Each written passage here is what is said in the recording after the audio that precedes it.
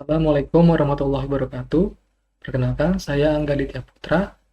Pada kesempatan kali ini, saya akan mempresentasikan hasil final test saya pada program Project Based Internship Big Data Analytics yang diselenggarakan oleh Rakamin Academy bekerjasama dengan PT Kimia Farma dengan judul Performance Analytics Kimia Farma Business Year 2020 sampai 2023.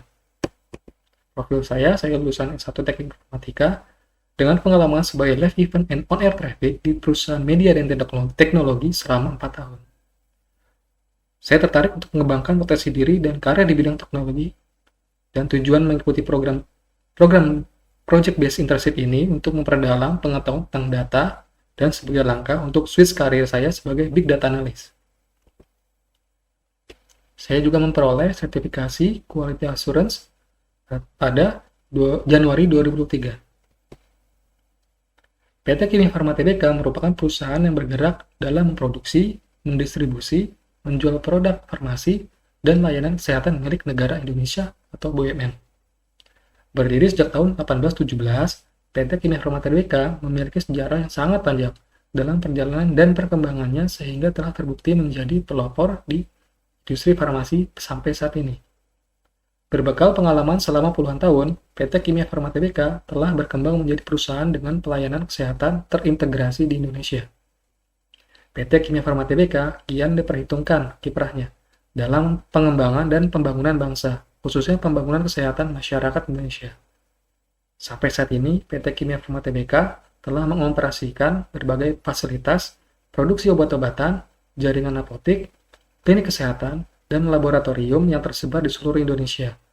Dengan komitmen yang tinggi, PT Kimia Farma Tbk akan terus berupaya menghadirkan produk dan layanan kesehatan yang berkualitas bagi masyarakat.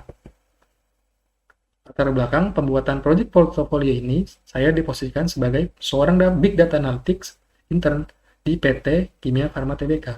Ditugaskan untuk mengevaluasi kinerja bisnis PT Kimia Farma Tbk dari tahun 2020 hingga 2023. Dalam proyek ini, saya sangat diperlukan untuk pemahaman mendalam tentang data, kemampuan analisis, dan kemampuan membuat virtualisasi dari informasi yang telah didapat.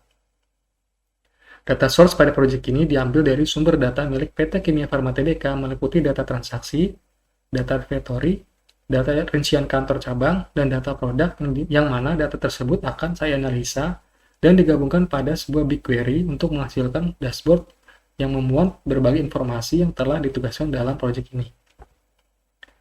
Problem statement yang akan dianalisis pada proyek ini adalah untuk mengetahui bagaimana perbandingan profit yang didapat oleh PT Kimia Farma Tbk secara keseluruhan dari periode 20 hingga 2023. Profesi mana saja yang masuk dalam top 10 dengan total transaksi dan net sales terbesar.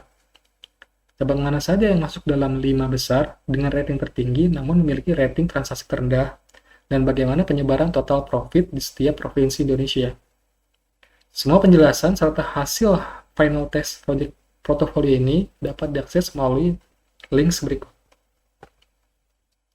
Tools yang saya gunakan pada project portofolio ini yaitu menggunakan Google Cloud dan Google Looker Studio. Oke, yang pertama, importing dataset to BigQuery. Langkah pertama adalah mengimpor dataset yang telah disediakan untuk menjadi tabel ke dalam BigQuery. Berikut datasetnya. Ada KF Final Transaction, KF Inventory, KF Kantor Cabang, KF Produk. Dataset yang telah diupload akan menghasilkan 4 tabel 2 ini. Lalu saya menentukan key dari masing-masing field tabel tersebut. Di sini saya sudah tentukan pada tabel KF File Transaction, key-nya adalah Transaction ID. Tabel KF Inventory, key-nya Inventory ID. Pada tabel KF Kantor Cabang, key-nya Branch ID. Tabel KF Produk, key-nya Product ID. Dalam file test ini, saya ditugaskan untuk membuat tabel analisa berdasarkan hasil agregasi dari keempat tabel yang sudah import sebelumnya. Nah, berikut adalah kolom-kolom mandatory pada tabel tersebut. Di sini bisa kita lihat. Dengan ada kolom mandatory yang telah ditentukan, saya bisa menganalisa dengan cara membuat relasi antar tabel untuk memudahkan dalam proses agregasi, sehingga dapat menghasilkan kolom apa saja yang akan ditampilkan. Kita bisa lihat di sini ada tabel KF Final Transaction memiliki relasi one to many terhadap tabel KF kantor cabang. Dan memiliki relasi one to many juga ke tabel KF produk. Untuk tabel KF inventory memiliki relasi one to many terhadap tabel KF kantor cabang. Dan juga memiliki relasi one to many terhadap tabel KF produk. Untuk tabel KF final transaction memiliki relasi juga many to many terhadap tabel KF inventory. Oke, selanjutnya saya membuat BigQuery syntax. Di sini saya menggunakan query create table untuk membuat tabel baru dengan nama KF Analisa Kimia Farma. Kemudian saya juga menggunakan query with, yaitu sebagai CTE atau tempat penyimpanan query sementara dan dapat dipanggil secara berulang pada statement di bawahnya. Tujuannya yaitu saya untuk mengefisiensi pembuatan sintaks. Jadi tidak ada pembuatan secara ganda. Jadi hanya saya memanggil query with saja nanti bila saya diperlukan untuk penggunanya. Kemudian saya menggunakan query cast dan round untuk mengkonversi nilai dari hasil harga dikali diskon menjadi tipe data integer yang telah dibuatkan. Jadi untuk hasil net sales nanti akan menghasilkan tipe data integer yang sudah dibulatkan. Saya menggunakan query as, yaitu untuk sebagai mengganti nama kolom dan tabel untuk memudahkan keterbacaan dalam menyusun sintaks. Keterangannya yaitu T0 sebagai tabel KF Final Transaction, T1 tabel KF kantor cabang, T2 tabel KF produk. Dan saya menggunakan query left join untuk menggabungkan tiga tabel tersebut untuk menghasilkan nilai dari kolom dimensi yang tidak ada di tabel sebelah kiri, yaitu tabel KF Final Transaction. Nah, dari proses BigQuery tersebut terciptalah sebuah tabel analisa dengan menampilkan kolom mandatory sesuai dengan apa yang diharapkan pada proyek ini, yaitu tabel KF Analisa Kimia Farma. Berikut nama fieldnya yang akan ditampilkan berjumlah 16. Setelah kita membuat tabel analisa tersebut, saya akan membuat virtualisasinya berdasarkan tabel analisa tadi menjadi sebuah dashboard performance analytics. Secara keseluruhan bisa dilihat tampilannya sebagai berikut. Terdapat total summary dalam periode 2020 sampai 2023. Itu PT Kimia Farma memperoleh net sales sebanyak 346,96 miliar. Kemudian PT Kimia Farma juga memperoleh net profit sebanyak 98,54 miliar. Dan juga memiliki total transaksi sebanyak 672,46 ribu. Saya juga menambahkan kontrol, yaitu untuk menampilkan informasi berdasarkan rentang tanggal. Kemudian sesuai berdasarkan dengan kantor cabang, nama kantor cabang, sesuai nama kota, dan sesuai provinsi.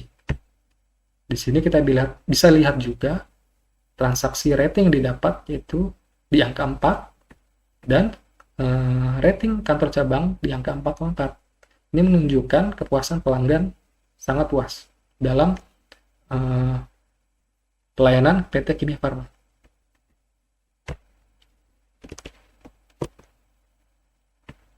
Range pendapatan PT Kimia Farma tergolong stabil meskipun terjadi fluktuatif dalam kurun waktu 3 tahun. Ini bisa kita lihat perbandingan dari tahun 2020 sampai 2023, PT Kimia Farma mengalami fluktuasi meskipun agak terlihat menurun penjualan net sales dan net profitnya, namun masih dikatakan stabil.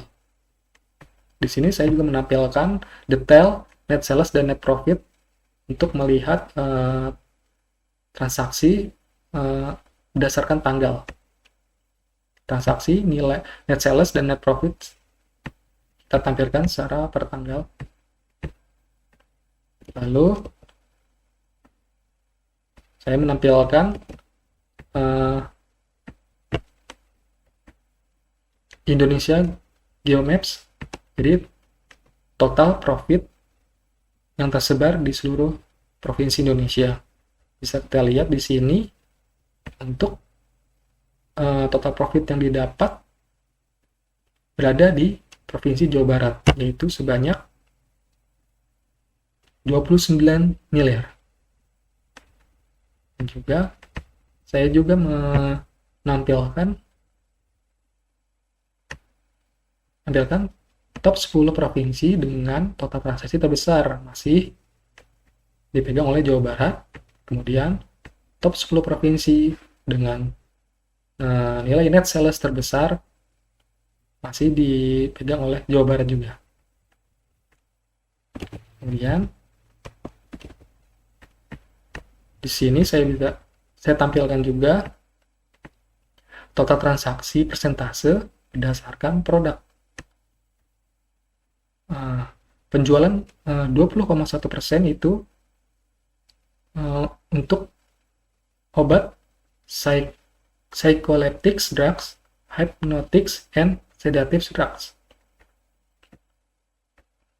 Untuk obat itu masuk dalam top 5 produk dengan net profit tertinggi, yaitu 16,6 miliar. Dan saya juga menampilkan top 5 kantor cabang dengan rating tertinggi namun memiliki rating transaksi terendah.